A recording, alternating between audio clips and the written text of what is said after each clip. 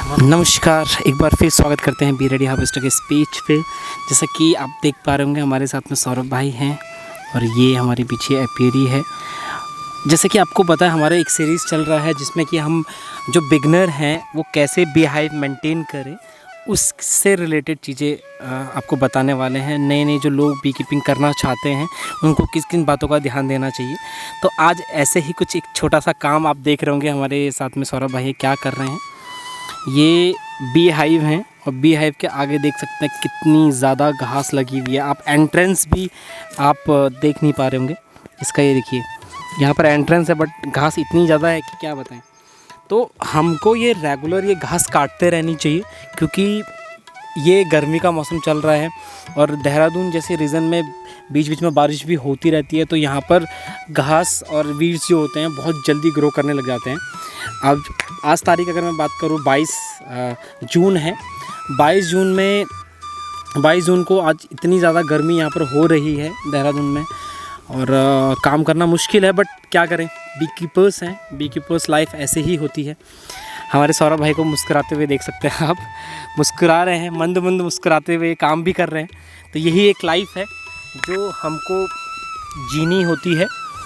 और अपना जो हाइव का वो दौरा करवा देता हूँ। सारे हाइव्स देखिए, हमारा आज डे 10 या 11th डे में हम लोग यहाँ पर आ रहे हैं और यहाँ पर आप देख सकते हैं सारे हाइव्स घास से ढके हुए। इन घासों की आज सफाई करनी है और साथ ही समर मैनेजमेंट में और भी चीज़ें मैं आपको बताऊंगा।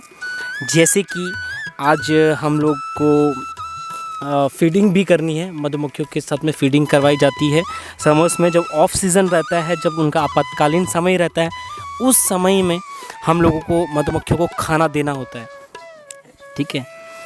और ये आप देख सकते हैं कैसे एंट्रेंस से घास निकाला जा रहा है। तो ये हाइव मैनेजमेंट जो है बहुत ज़रूरी है क्योंकि कई बार बी कीपर्स को देखा गया है कि कभी कभार सांप आपके दिख जाते हैं, कभी छिपकलियाँ दिख जाती है। तो धीरे धीरे करके घास क्लियर करनी होती है। डब्बों के नीचे, डब्बों के साइड में जो घास है प्रॉपर उनको हटाना होता है। तो ये कुछ समर मैनेजमेंट है जो आपको करना चाहिए। इसके अलावा जो मैनेजमेंट हो आगे भी आने वाली वीडियोस में हम बताते रहेंगे। जैसे जैसे साल बीतता रहेगा वैसे वैसे आपके सामने वीडियोस लाते रहेंगे।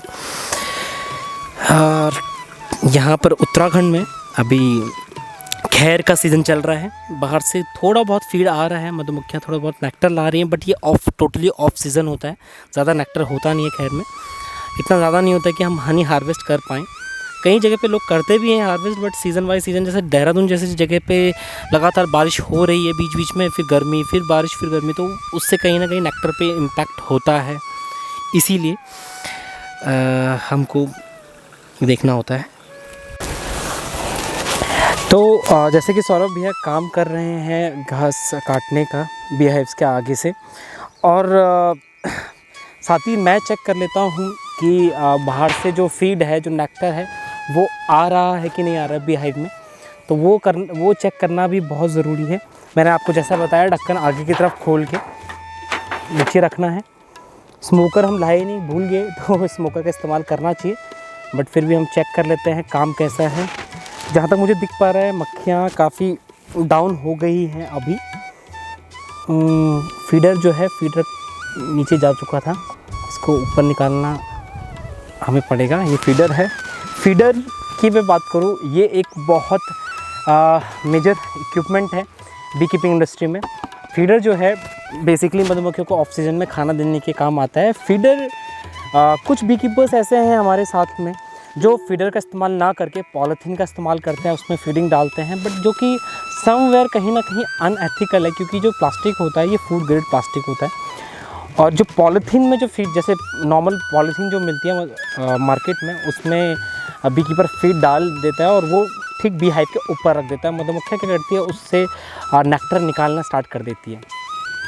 तो हमको वो नहीं करना है, हमको फीडिंग करवानी है इस फीडर से। फीडर ज़रूर परचेज़ करें जो बिगनर्स हैं।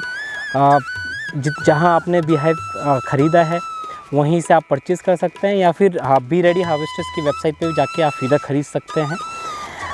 ज़्यादा महंगा नहीं आता है, 100-150 के आसपास हेर फेर में ही ये फीडर होता है। ये अलग अलग टाइप्स के आते हैं, वाइट होता है, येलो होता है, और भी डिफरेंट तरीके के फीडर होते हैं। बहुत इजी रहता है मधुमक्खियों को इनमें इन फीडर में जो खाना होता है वो खाने का या फीडिंग जो होता है वो ईज़िली मधुमक्खियाँ सक कर लेती हैं। तो बहुत बेस्ट इक्विपमेंट है फीडर के अलावा जो हमने शीटें रखी थी, हम चेक कर लेते हैं मधुमक्खियों ने शीटों पे कुछ काम करा है नहीं करा है। जहाँ तक मैं देख पा रहा हूँ बीज बहुत ज़्यादा वीक हो चुकी हैं अब, और यहाँ पर कोई चांसेस नहीं लग रहे हैं मुझे कि मधुमक्खियाँ इन पे काम करेगी भी। रही बात फीडिंग की, समवे मुझे लगता है नेक्टर थोड़ा बहुत आ रहा है। अभी और चेक कर लेते हैं गहराई से, मुझे लग ऐसे रहा है लेकिन पॉसिबल नहीं होगा क्योंकि वो फीडिंग भी हो सकती है।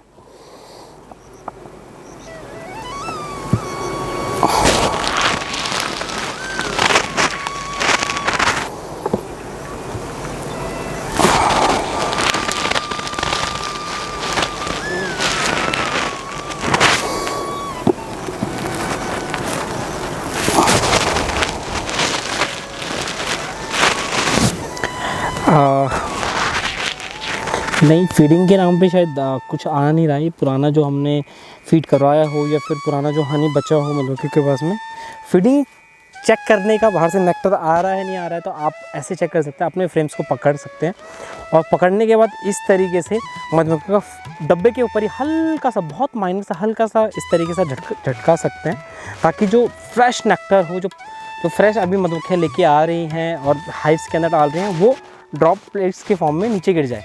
तो उससे पता चलेगा ये फ्रेश नेक्टर है। अगर इसके अंदर नेक्टर ही नहीं होगा या हनी भी पुराना हनी होता तो वो गिरेगा नहीं, क्योंकि वो उसकी डेंसिटी ज़्यादा हो जाएगी। तो इसीलिए ये चेक कर सकते हैं हम लोग, इस तरीके से बाहर से नेक्टर आ रहा है, काम आ रहा है नहीं आ रहा है, इस तरीके से चेक कर सकते हैं। इसमें किसी भी तरीके की कोई भी फीड या कोई भी ड्रॉपलेट्स नेक्टर की नहीं गिर रही है, तो ये हम समझ लेंगे बाहर से कोई काम आ नहीं रहा है। आप चेक कर सकते हैं, देखिए जो भी है पुराना काम है। और मैंने जैसे बताया इसकी आवश्यकता आपको ज़रूर है फीडर की। आप इस फीडर को लगाएं और आप इजीली मधुमक्खी को फीड कर सकते हैं। ये मैंने भाई पैक कर दिया है। अब चलते हैं अपने पुराने काम पे, क्योंकि गर्मी बहुत ज़्यादा है। सौरभ भाई जो हैं वो भी परेशान हो गए गर्मी से, आप भी देख ही सकते हैं, बहुत ज़्यादा गर्मी है। इस तरीके से आप देख सकते हैं। बट अच्छी बात मैं आपको बताऊं, इस रीज़न की अच्छी बात ये है, बी कीपर जो होता है, मैं आपको बता देता हूं, वो काफ़ी सोच समझ के अपनी साइट चुनता है, फिजिबिलिटी भी चुनता है कि भाई साइट मेरे कितनी फिजिबल है। ये देखिए सौरभ भाई गर्मी से यहाँ पर जा चुके हैं। सौरभ भाई कैसा लग रहा है आपको काम करते हुए? अब ऑब्वियस बात है अच्छा तो नहीं लग रहा होगा, बट यस आप देख सकते हैं हमारे यहाँ पर पूरा ये नदी का इलाका है। काफ़ी अच्छा नेक्टर हम लोग यहाँ पर देख सकते हैं, ये पानी देख सकते हैं। और ये एक नदी नहीं, इसके इस जंगल के दूसरे साइड भी एक बहुत बड़ी नदी है, तो हम शायद इसके बाद वहीं जाने वाले हैं, नहाने वाले हैं काम करने के बाद।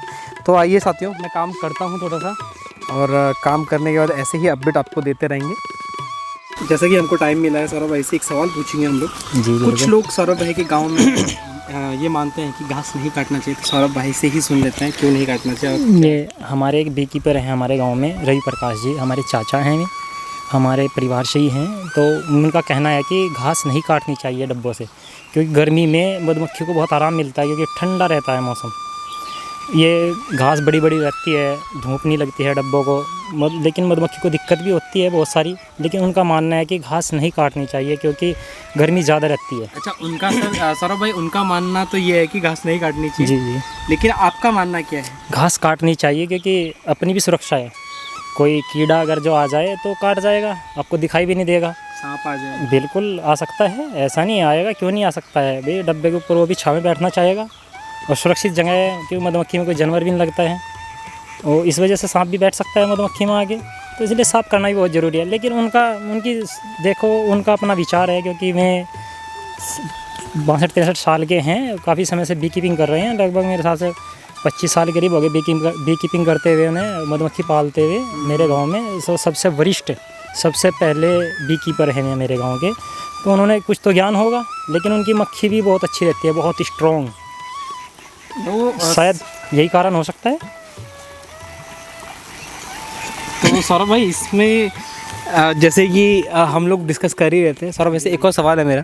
जैसे कि आप देख रहे होंगे कि यार हम लोग घास काट रहे हैं, उनका मानना ही है कि घास नहीं काटने से मधुमक्खी स्ट्रांग होती है, तो हम ये क्यों कर रहे हैं फिर? हम अपनी सुरक्षा के लिए कर रहे हैं, क्योंकि हमें पता है कि हम काम नहीं कर पाएंगे, घास ज़्यादा है, सांप भी है क्योंकि जंगल है, किनारा है। और तो जो हमारे चाचा जी हैं, जो हमारे बीकीपर है, वो कैसे काम करते हैं फिर? वो भी करते होंगे काम, कैसे ना, क्योंकि मैंने देखा है उनके डब्बों में घास, मैं खुद जाके देख रखा है। उनके डब्बे दिखाई भी नहीं देते, जैसे अभी हमारे डब्बे नहीं दिखाई दे रहे हैं, ऐसे उनके डब्बे भी दिखाई नहीं देते हैं घास में। तो साथियों मैं आपके ऊपर डालता हूँ, कुछ लोग क्योंकि हर किसी का अपना अपना मानना है, क्योंकि कुछ पुराने बीकीपर हैं, कुछ बहुत पुराने बीकीपर हैं, तो आप लोग कमेंट में ये ज़रूर बताइए कि आपके हिसाब से घास काटना चाहिए या नहीं काटना चाहिए। बिल्कुल तो आप लोग ज़रूर बताइएगा, एक बीकीपर होने के नाते घास काटना चाहिए या नहीं काटना चाहिए। कमेंट पढ़ के हम लोग काफ़ी लोग देखेंगे कि जो कमेंट कर रहे हैं उनका नाम हम बताएंगे कि इन भाई साहब ने ये बताया है, और इनकी उम्र भी ज़रूर डालिएगा, एज भी, क्योंकि एज फैक्टर भी पता चलेगा कि ये कितने पुराने, मतलब एज यानी कि बीकीपिंग करते हुए एज, कि कितना टाइम उनको बीकीपिंग करते हो गया है। हाँ, 62 साल की 63 साल की उम्र अब जो बता रहे हैं हम लोग बीकीपर की, जिनकी बात कर रहे हैं, 25 साल के आसपास से भी ज़्यादा ही हो गया, 25 साल से ज़्यादा। हाँ, तो ये लगा लिए 25 साल से ज़्यादा कोई इंसान बीकीपिंग कर रहे हैं। मुझे हो गया बीकीपिंग करते हुए, तो 25 साल से ज़्यादा उनको बीकीपिंग करते, क्योंकि मैंने उनसे ही सीखा है। और मेरे गुरु हैं योगराज सैनी जी, मैंने उनसे सीखा है, क्योंकि मेरे गुरु योगराज सैनी जी हैं, मेरे उस्ताद हैं, उन्होंने मेरे से सिखाया है। मैं तो साफ़ रखते हैं अपने डब्बों, क्लीन रखते हैं, साफ सुथरा। योगराज सैनी जी के बारे में बता देता हूँ, हमारे नॉर्थ इंडिया के सबसे one of the biggest beekeeper, सबसे बड़े बीकीपर्स में गिने जाते हैं। तो काफ़ी लोग, काफ़ी सारे बीकीपर्स उनसे सीख के अपना नया खुद का काम शुरू करते हैं, रोज़गार का एक जरिया जो है मौन पालन को बनाते हैं। तो ऐसे ही हमारे जो गुरु हैं, जो हमारे एजिड बीकीपर हैं, ऐसे ही अपने नीचे छोटे छोटे बच्चों को, लड़कों को, नए नए जो करना चाहते हैं उनको प्रोत्साहन दे, अपना ज्ञान उनको दे, ताकि ऐसे ही बीकीपिंग इंडस्ट्री आगे बढ़े और यूथ इस फील्ड में आए। तो अभी के लिए हम लोग थोड़ा और टास्क कर लेते हैं, और मैनेजमेंट क्या क्या होने वाला है उनके बारे में बताते हैं। Thank you.